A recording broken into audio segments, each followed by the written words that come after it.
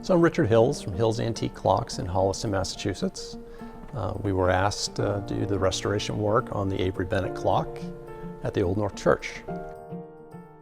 So this clock is known as the Avery-Bennett Clock after the two men who made it, Richard Avery, who was a clockmaker here in Boston, and Thomas Bennett, who was a carpenter and a member here of Old North. This is, we believe, the first and only clock that they collaborated on, and they built it in 1726.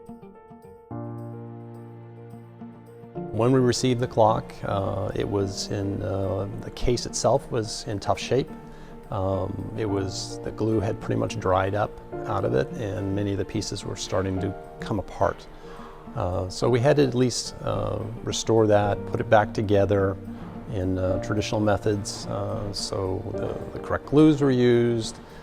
We had to replace one of the moldings that was missing, which we had to manufacture, and then clean the case, which just from an environmental standpoint had gotten fairly dirty, just being in the space. Which is something that will have to continue to be done on a fairly regular basis.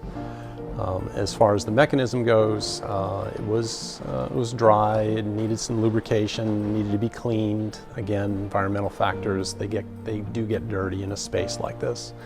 It also had a broken part on what's called the crutch, which had to be replaced. So I made that, again, traditional way, so it looks correct for the clock.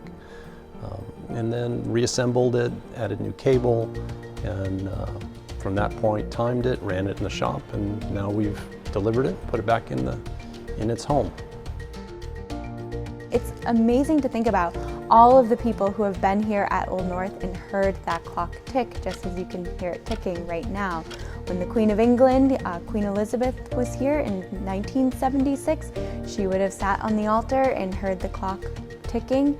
Even on April 18th, 1775, when Robert Newman and John Pulling came into the church with the lanterns to signal the movement of British soldiers, they would have heard that ticking of the clock in the silence of the church.